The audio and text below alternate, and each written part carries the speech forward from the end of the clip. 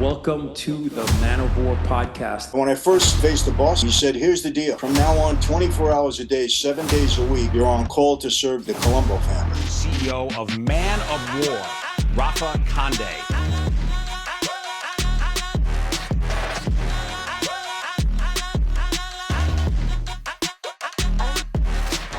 Thank you very much for having me. Oh, of course, of course. Can you just give us a little introduction of who you are and a little bit about your life? Yeah, I grew up in New York and Brooklyn, actually. And my dad, Sonny Franzese, was a very powerful figure in the Colombo organized crime family, one of the 5 New York Mafia families. He was actually the underboss. So I grew up in that life. My dad was very, very high profile. So I got a good understanding of the life at a young age, even though my dad didn't want me to become part of that life. He wanted me to go to school and be a doctor. And I was on that road until he got in some serious trouble, indicted several times, in and out of jail, on trial, off trial. Eventually, he was convicted in federal court for masterminding a nationwide string of bank robberies and sentenced to 50 years in prison. In 1970, it was the longest sentence for a bank robbery conspiracy case ever given up to that point. So he goes off to prison in 1970 in Leavenworth, Kansas, and I'm a pre-med student, Hofstra University. I was the oldest of my brothers and sisters, and my dad always claimed his innocence, which I believe, and I needed to help him get out of prison and overturn that conviction. I also needed to help my mother, raise my brothers and sisters. So I leave school. My dad proposes me for membership into that life. And in 1975, after a recruit period where I had to prove myself worthy, I was inducted into the family. I took an oath and became a made member, and that's the word they use. And I was in that life for about 20 years. Became very high profile myself. I was arrested, 18 times. I had 7 indictments, 2 federal racketeering indictments. Wow. And, so I had a lot of success in that life, but I also had a lot of, high profile notoriety and became a major target of law enforcement. And then, to kind of round this out without telling the story, I was in 1984, among many things I was doing, I was in the film business, and I was producing a film in South Florida because I lived there at the time. I had a house there, and I met a young girl on the set, and fell very much in love with her. She's now my wife of 38 years. Wow. God bless you. Thank you. And basically, she was a devout woman of faith, as was her mother. And meeting her and wanting to preserve her from that life, because I don't know any family of anybody in that life that hasn't been devastated. And I didn't want to do this to this young girl. I had to make a choice. It was either her or the life. And I decided to walk away. And it was a real challenge. You don't just walk away from that life. I had, contract on my life. My father disowned me for a number of years. The feds thought I was going to become a major witness. They wanted me to, and they were trying to get me to enter the program and testify. They told me that I was a dead man anyway. All of this kind of stuff. As part of my exit strategy, I took a plea to a racketeering case. I got a 10-year prison sentence. I had $15 million restitution and 5 million forfeitures, and went off to do my time, and had a rough time in prison. You know the thing. The government put me on diesel therapy. They were trying to break me down a whole bit. But long story made short rather, I became a person of faith during 3 years that I spent in solitary. And basically was able to transform my life, when I got out of prison. And I've been speaking now all over the world. I've written 5 books. I do have a fairly significant presence on social media. And I've been able to turn my life around in a big way. And I'm very, very thankful for that, quite honestly, because it could have been a lot worse for me. And I'm very fortunate. Now, I have notes here also, one of the highest earning mobsters of all time. That right behind Al Capone. that's a big deal right there. Give me an idea. Just give me an idea. What were you racking in a week? Back then. Well, I had, with the help of a partner, we devised a scheme to defraud the government out of tax on every gallon of gasoline. And I ran that operation for about 8 years. Some Russian mob guys joined in with me from Brighton Beach. And at the height of my operation, we were selling 500 million gallons of gas a month, and we were taking down Wow. 20, 30 cents a gallon. So there were times we were pulling in $8 to $10 million a week in Incredible. tax money. Yeah. And this is what, in the 70s and 80s? Yeah, this was it started in the late 70s, went right through till about 85. And Wow. yeah, it was a very significant money earner for that life, and especially for my family. Wow. When I say family, I meant the mob family. Of course, yeah. So, I look back at this, your life story, and I've read a couple of your books, and what seizes that kind of brings it to the forefront here when I like to really, really kind of dig deep into someone's life. And there has to be something, the more I dig deep, that there are takeaways that you got from being a made man in the Mafia, that we're not all bad, because I got to believe that you took something very powerful from there to make you the man that you are today. So what I want to do is kind of open up that kind of worms, and what did you take away from that? Give me an idea of things that you learned that made you stronger today, that maybe you're not aligned with 100%, but you learned from that. From me, for example, I worked on Wall Street during the time where everybody was ripping everybody off, but those were days that maybe I want to keep behind me, but I learned a lot from certain aspects of it, being a Wall Street broker. So give me an idea of the takeaways that you can still use in your life to make you a better man today that you learned from the Mafia. Well, absolutely. And the things that I did learn on the streets certainly served me well throughout my life. Number one, I knew how to be disciplined in my life. You have to have discipline in that life to survive and to prosper. I learned how to accept authority, whether I liked it or not. I learned how to respect a boss, even though I realized that he wasn't a true leader. There's a difference sometimes between a boss and a true leader. A boss can be put in that position to have authority over you, but he doesn't have leadership qualities. And I believe that a true leader is only a leader when people willingly want to follow that person. And not every boss has that. You can be a boss and not be a leader. And so I've learned that. I learned how to not pass judgment on people right away. Because in that life, if you're the first one to condemn someone, when it comes your turn, people are going to remember that, and you're going to be put in the same position. So I learned how always to be the last one to condemn people. I learned how never to speak without listening first. And that has served me well throughout my life, especially in negotiations. When I was negotiating business deals and I needed more information, I knew how to get information out of people before I spoke. So I knew how to speak more intelligently. So, and I learned respect. You have to have respect in that life. And I've learned it. I learned how to give it. And, I always give respect to people first. You have to lose it with me. And that's how I feel. And, I also learned this. There's some other lessons. I learned what treachery was all about, because I learned how people can smile and in your front be your best friend. And then when you turn around, you got to watch your back. So all of these lessons you have to learn on the street. And if you don't survive properly. And every one of them has served me well in my life today. Powerful right there.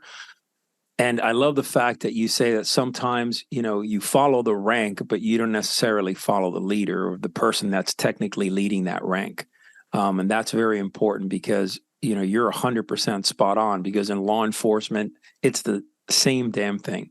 I have maybe in the palm of my hand, I could name guys that I felt were my supervisors and were my higher level officers that I followed, and their rank were, lieutenants and captains and so on. But you respect the rank. But as far as leaders, like you just said, 100%, if the man is not a leader, if the person's not a leader, you don't really follow. He's not going to get true men that are going to follow him. Talk about discipline when it comes to our society now. You mentioned that at the beginning of your last answer, but I want to kind of dive into that. Do you think that we are lacking discipline, especially as men in our society? Oh, there's no question. The earliest sign of that for me was during my time in prison when I first went in back in '85, and I was out in population. I met so many young people coming into the system at 21, 22 years old, had no discipline, but I understood why. Normally, you can almost write the same script for every one of them. They came from a broken home, no father figure in the house, mom young, trying to do her best, trying to get her own life squared away. And, they gravitate to the street, to the local gangbanger, drug dealer. Before you know it, they're doing their bidding. And they had no mentorship, no discipline, no respect for authority. And I even watched how they handled themselves inside. And I used to counsel some of them. I say, you cannot be mad at these guards. You cannot respond back. You can't. This is authority. You have to respect it, or you're going to suffer throughout your whole prison time. And unfortunately, we have a greater percentage of our young people today that grow up with no discipline, no proper upbringing in the house. And it's become, much worse, I should say, since the days when I was in prison. And, I've said this many times. I believe that every young man should serve at least 2 years in the military, because at least they'll get discipline. They should go in. They should serve 2 years in the military, serve your country, learn what it is to love your country, and to accept authority. Because if you can't accept authority in this life, you're in serious trouble. And, and it's something that I talk about quite a bit. I do a lot of men's groups, and I get down with the men, and I try to teach them, you got to accept authority. You got to be disciplined in your life, and your behavior has to be disciplined. You can't just do anything you want, whatever you want. Sure. Look, it works in everything. You got to be disciplined about what you eat. You got to be disciplined about your exercise, disciplined in your daily routine. It's so important. And there is a great dearth and a lack of that in our country, especially today. When it took you some time to get accepted into the family, can you give me an idea, and we can kind of track back discipline? Because I imagine you had to be disciplined as hell, trying to get into the family and being a made man. Can you give me an idea of what that took from you, and how long really that it took? Yeah, it was a 2.5 year period with me because, I'll explain the situation at the time. Among all 5 families in New York, prior to the mid-'70s, they had an expression that the books were closed, meaning they weren't bringing any new guys into the family. And that was all 5 families had that policy. And it was a security reason. They just didn't want to build up anymore. The only way they were allowed to bring somebody in is if somebody died and they can replace them. Mm-hmm. Mid-'70s, early to mid-'70s, they opened the books, and now they start bringing people in.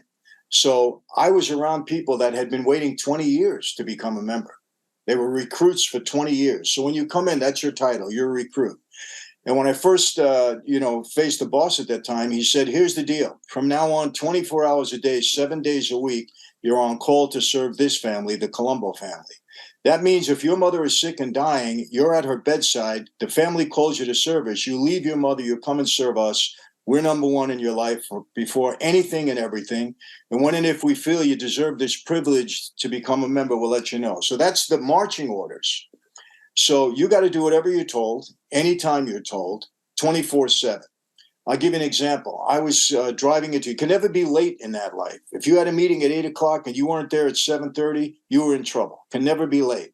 So I'm driving in from Long Island where I had moved, and I'm on the Belt Parkway, and there was a traffic jam. And I was late, right? Half hour late. I can't tell you how I got reamed out for that. The next day, they told me, meet me at 1 o'clock at a place called Monty's in Brooklyn, right? So I get there at 12 o'clock.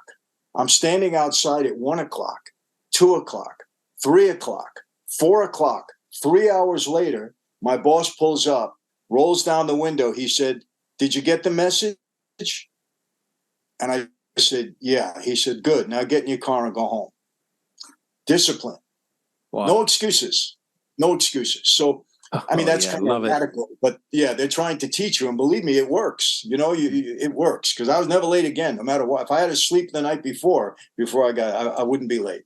So, but that kind of discipline in your life is good. It carries over into other things, and you don't exist. You cannot be successful in this life without having discipline and respecting authority. whether you like it or not. You got to respect authority. Amen.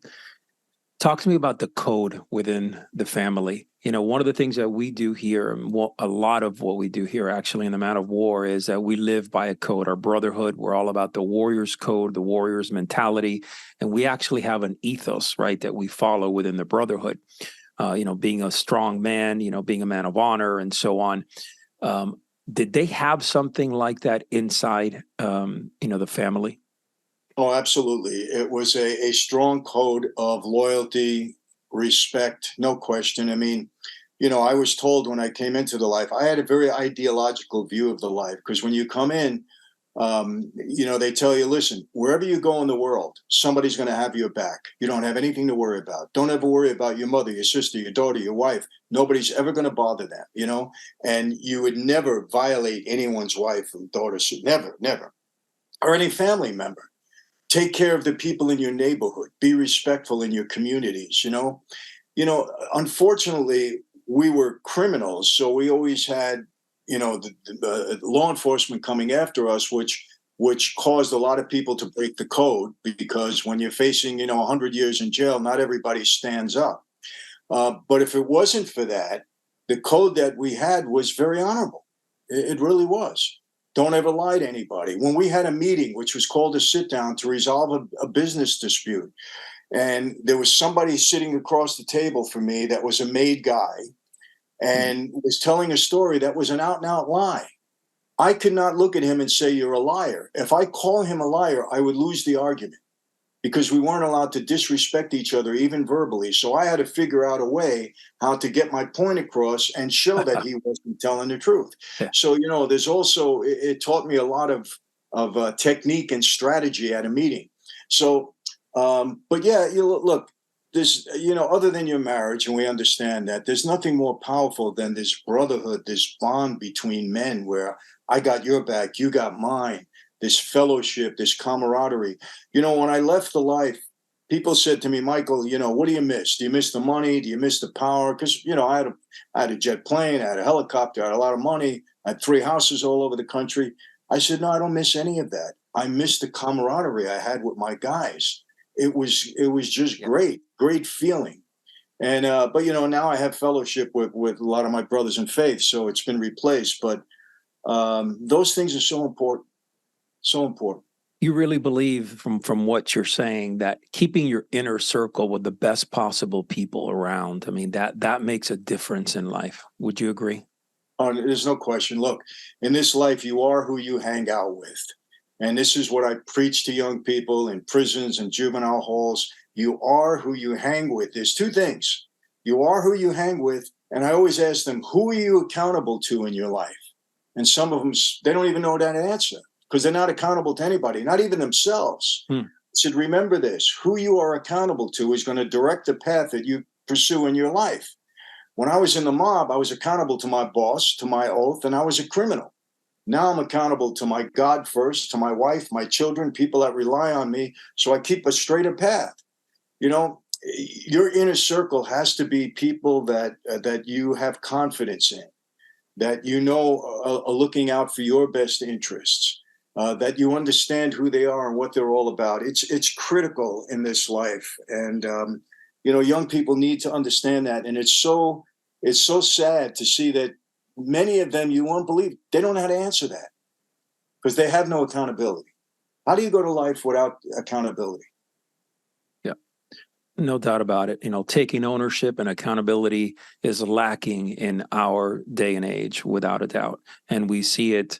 And it's not just the 15, 20-year-old men. It's actually, we see that across the board in the guys in their 30s and 40s. They're just not taking accountability. So those are very powerful words. And we need, in my opinion, and I would probably think that you would agree also, we need men to start stepping up and living lives that are honorable. And listen, leading from the front, leading their families, leading their businesses, serving for a higher purpose for God. And I mean, I think a lot of that is missing in where we live now, not just this country, but in many countries. I travel all over the world, and at times I feel like it's not just the United States, even though, unfortunately, the United States is it's in the limelight for that. So I want to kind of dig deep here now in where we live in the USA. Well, I mean, there's a lot of things here that I want to go into, but the media, what they start feeding you, how they start portraying men in movies, things that are actually, in my opinion, attacking and emasculating men. What are your thoughts on that? Oh, well, there's no better example than I'll give you now. I have an 11-year-old grandchild, and she said, "Grandpa, will you take me to see the Barbie movie?" And so I went to see the Barbie movie, and I didn't want to, but I'm a granddad, and I try to do my best with them, and I got to give the studio credit because their marketing was brilliant.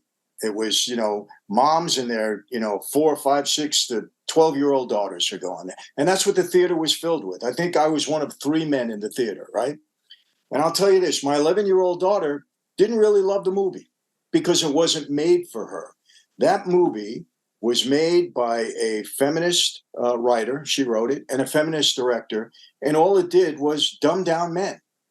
Dumb down men, elevate the status of women to the point where they don't need men, and men are stupid, men are idiots, and men are pathetic. That was what the movie, and that's what's been happening in the United States for so long. I think it started way back when, Married with Children first came out. And, I have to say this, I say it affectionately because Ed O'Neill, who played Al Bundy, is a good friend of mine. I love the guy. And I used to, at 6 o'clock at night when I was in prison, I was to wait for that to come on because at least I had something to laugh about, right? It started then. And now there is such a movement to try to take masculinity away from men. And what women don't realize is that when men act like men, they're actually benefiting women. It's not demeaning to women. We're not taking anything away from women.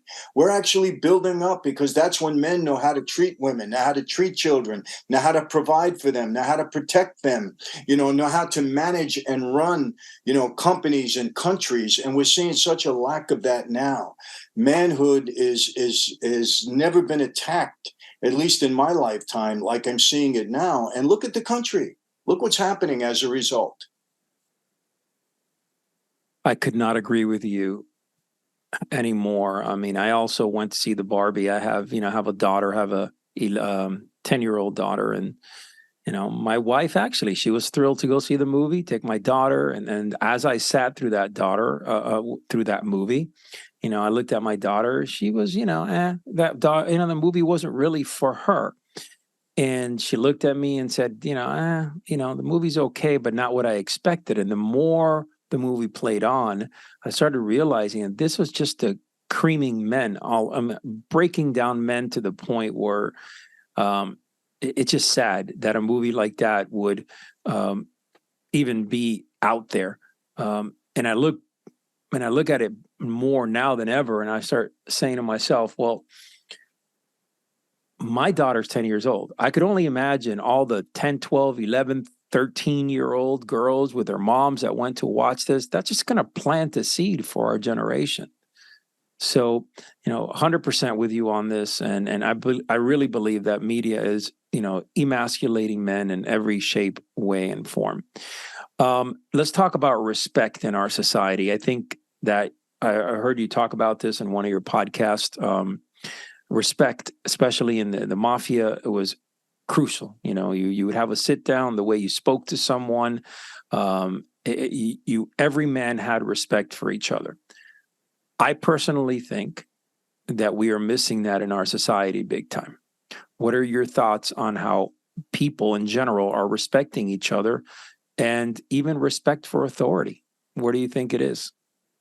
Well, unfortunately, I totally agree with you. And unfortunately, this starts at the top and it trickles down to society. And what I mean by that, I've never seen the level of divisiveness in this country.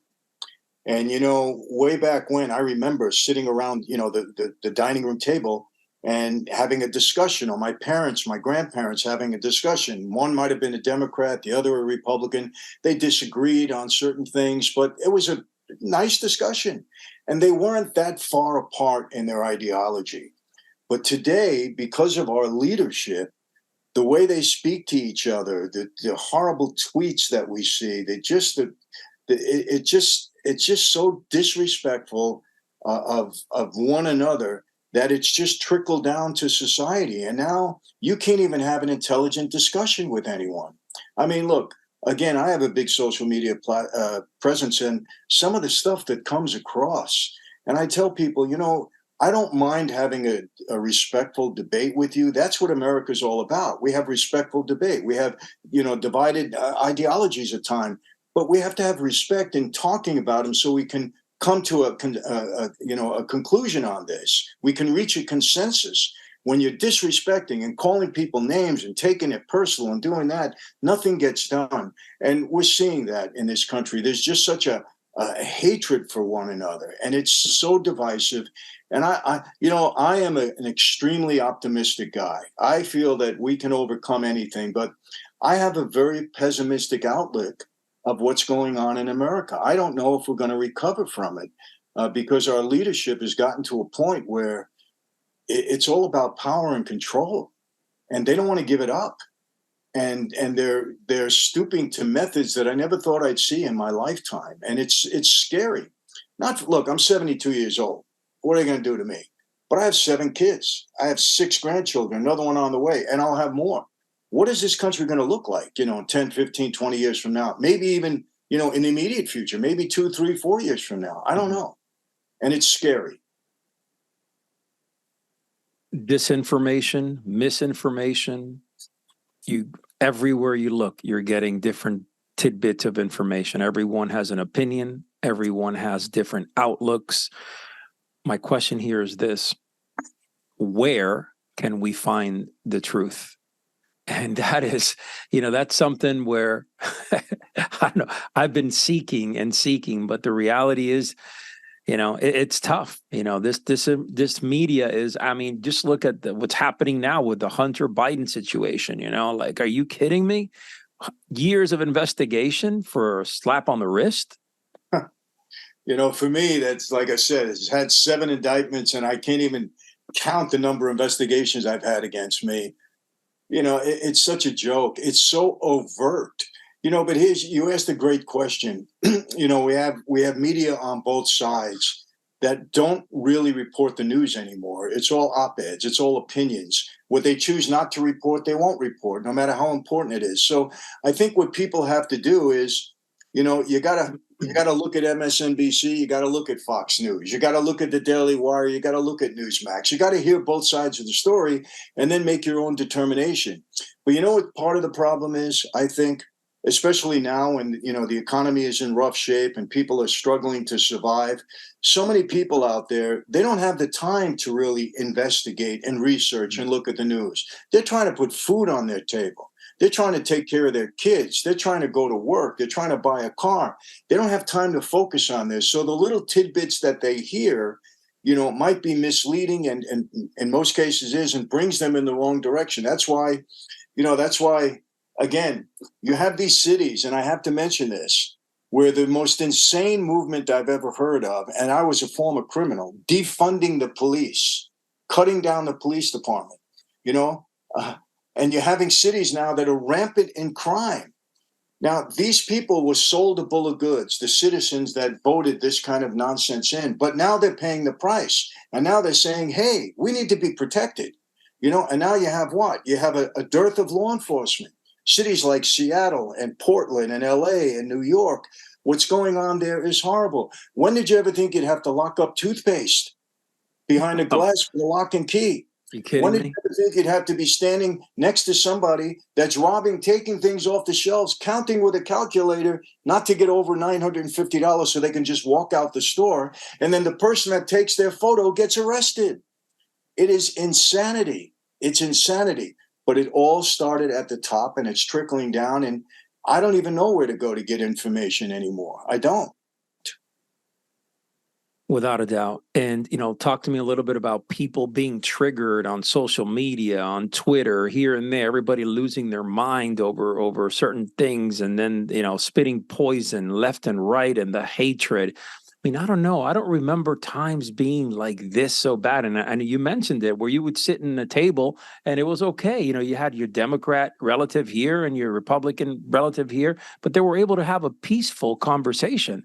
We are so divided now that it is to the point where people will just go get into a fight, a physical fist fight, um, and to express their emotions. So I want to go here a little bit. Emotions, right? We talk about stoicism.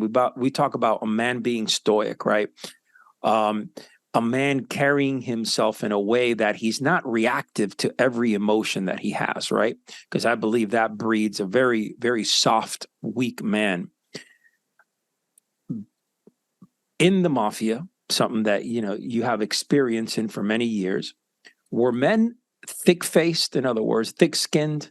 Were they, were they able to take punches left and right and keep on moving and forging away and shrug it and continue, or were they very emotional, highly triggered men? Well, the ones that survived were stoic in that regard.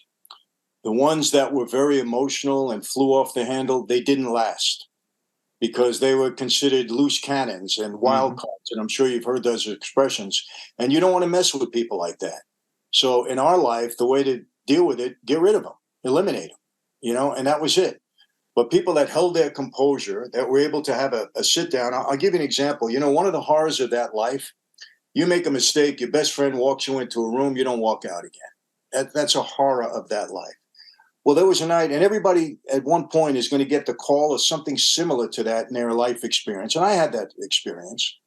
And I'm in a discussion, and it was very serious. And I started to get emotional. I started to get angry at the boss. And then I caught myself, because I said, well, I'm going to walk out of this room because I proved myself correct in the argument. I don't want to lose by getting emotional, because they're attacking me in a way that I feel is unjust. So let me just calm down and keep quiet. I was able to catch myself. And had I not, it could have been a different result that night. So when you fly off the handle, when you can't control your emotion, whether it be in the mob life or in normal life, it's going to work against you. There's no question. You have to keep your composure. And look, there are times when, hopefully it's not a critical time in your life, and you make that mistake and it doesn't end up, seriously bad, but you got to control yourself. True men, I always say this, it's not strong men you have to worry about, because strong men know how to control themselves. It's weak men that you have to worry about. Yes. That's it. 100%. Those are spot on words. Me and you see eye to eye on this 100%. Give me a story in your life that really changed you, that impacted you deeply, something that you can go back to and say, this is where I reinvented myself. Well, I just kind of mentioned it. I'll get into a little more detail. Long story short, I was making a lot of money, and I was making a lot of friends throughout the families, because, in that life, money is power. And when you're making money, it's attractive to other people. So I had friends in other families, and I had a big crew. And a story came out in a Long Island paper, I think it was a Long Island Press, that said that I was becoming powerful enough to break away from the Colombo family and start my own family. There was it was a total fictional story. I don't even know why the guy even came up with it. It was nonsense, right? But it gets into people's heads. So when I got this call, it was a good friend of mine that called me. And basically, I had to go and have a sit down with the boss, who was on parole. But prior to that, my father called me. He was on parole. And he said, the boss wants to see us. And I said, Dad, let's go. I'll drive you in. Because he was on parole. He wasn't allowed to be around anybody. And I had no record at that time. And my dad said, no, they want me to come in first. They want you to come in second. My dad had an argument about that, because there was some talk on the street and I was uncomfortable. But anyway, I said, okay, that's what we'll do. So anyway, I'm walking into this room, and brother, it was about a 30-yard walk from the car to the downstairs basement that I had to go. It was a summer night. It was an August night. And as I'm walking down this path, the guy that drove me gets behind me, and there was somebody sitting in the back of the car that gets behind him. And I knew the setup. I said, man, this is a problem. There's something wrong here. Mhm. I said, I may be in trouble. The bottom line, I went into the meeting. I almost fainted when that door opened because I know the setup, and I would have got it and it would have been over quickly. But here's the thing that changed me, or that really had an impact. My father was in there before me, and he had gone. And when I got back in the car with the guy that drove me, who I knew for 20 years, I knew him my whole life, I was angry with him because he didn't prepare me for what was going on in the meeting. And I was angry with him. And I let him know it. And he looked at me and he said, hey, Mike, if it was the other way around, you wouldn't have prepared me either. And I said, you know what? You're right. I said, this is the life we lead. I said, it's insane. Wow. But then as I was getting out of the car, he grabbed my hand and he said to me, Michael, I want to tell you this. He said, you're not going to like it, but I am your friend. Take this to the bank. And I said, what? He said, your father was in there earlier tonight. He didn't help you one bit. He threw you under the bus. And I was stunned because my father and I were very tight. I was stunned. And as I'm walking to my car, I realized what my dad did, knowing him so well. And what he said is, hey, if my son is doing anything wrong, if he's stealing money, if he does everything, I don't do anything, I'm on parole, I don't know what he's doing. Instead of standing up for me, my son would never do that. Wrong. And I proved myself right in the meeting. He just threw me under the bus. Now, why was that impactful? Because I couldn't believe it. I couldn't understand it. But what I said to myself, if this family can separate father and son, what do I really have here? 2 years later, I never said a word to my dad or anybody else. In that life, you keep your mouth shut. You don't let your emotions or your feelings known, when they're negative especially. So I said, I just kept quiet. But I'm telling you this, 2 years later, I meet my wife. But if this incident didn't happen and I felt that betrayal from my dad, I would have never walked away from the life. That's how strong an impact I carried with it. So, it's another defining moment. We have defining moments in our life when something happens that just could change the course or impact us in such a way that it's life-changing in a way. And this was life-changing for me. Wow. That's definitely a time where your life changes and tremendous impact I could imagine that it had on you. So here you are. You have been growing in social media. You're out there speaking, you're consulting, you're bestseller of I don't know how many books. What are your goals here over the next 5 years? Just to a couple of things that I have going on. I have just put a platform together with Mike Tyson. And Mike wants to leave a strong legacy behind him. Mike has had a tremendous transformation in his life. It's real. He's been married now for several years with a wonderful woman. And, we both want to benefit men, benefit young kids. Mike grew up without a father figure in the house and, being arrested, the whole story. And fortunately, he had a mentor, that changed his life and made him champion of the world, the youngest heavyweight champion in the world, Customato. And so Mike now wants to be that mentor for young people and for men to be men. So we put a platform together called Champions Corner that we're going to be launching at the end of this month that I'm excited about because I think with Mike's celebrity, we'll have the ability to reach men worldwide. Yes. And that's just an expansion of what I'm doing now. So that's important to me. I have a couple of business deals that I'm on now that I think are going to be, very lucrative. But, basically for me, I'm speaking all over the country. Universities are calling me back now. I'm going to be at Alabama. I'm going to be at University of Iowa, Texas A&M this week. Again, to speak to our athletes and tell them, listen, a couple of things. Number one, stay away from gambling. Stay away from drugs and alcohol. Going to destroy your life. Very important you keep the right company in your life. You're a target, social media. Watch out for these things. People are going to be looking to use you in a way, compromise you in a way. All these messages, especially in light of social media, that can be so detrimental. Young men, young women too, have to know this. So, I believe this. I've been extremely blessed in my life. This could have turned out so much worse for me. And I do believe that to those who have been given much is expected in return. And we have an obligation, to be out there and to be helping people. And that's my goal. That and my family. You know, it's all about that. Well, you are a warrior in my book. You're a man that serves definitely for a higher purpose, and you live by a code, and you're going out there and, you know, you have a duty to serve, and you're showing it. So I am not only proud of you, but I am aligning with you and just about everything you said. You know, you're a man of honor, and I respect that. Before we go, where can people follow you? Where can people find you online? Well, again, I have a big social media presence, you know, mostly on YouTube. So it's just at Michael Franzese on YouTube. I'm on Twitter and Facebook and Instagram and all of that. My website is michaelfranzese.com. You know, and right now they're preparing a movie on my life based upon my book, Blood Nice. Covenant. I will encourage people to read my latest book. It's called A Mafia Democracy. And basically, I am illustrating to people how Machiavellian our government has become at the highest level, how it's operating very mob-like.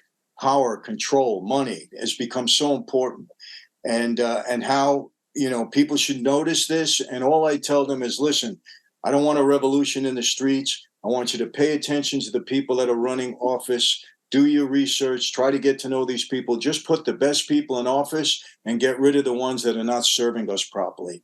And that's the message of the book, and that's why I wrote it. And I felt an obligation to write it. So, you know, that's it really. And I'm speaking all over the world. You know, I have many speaking engagements coming up. I'm going to be in Atlantic City at Caesar's World. I'm going to be in Ohio in Warren at the Robbins Theater with Boom Boom Mancini, my friend. It's a big foundation that he has. I'll be in Australia on tour for 3 months. I'm going to Scandinavia on tour. I'll be in Cuba, actually. They bring me in to do a tour there. So, you know, these doors are open for me, and I try to do the best. And just like we did today, both of us, you know, give the proper message to people out there, and hopefully they listen, and we encourage people to do the right thing in their lives. Well, God bless you, and we would love to have you back on soon on the show, because I think that you are a man that represents the warrior mindset. And not only that, but you serve for a higher purpose, and that's what we're about here in the Man of War. God bless you, and thank you for being on. Thank you. And I totally support what you're doing also. And anytime I get the call, you can bet I'll respond. So thank you for what you're doing. Keep up the great work, really.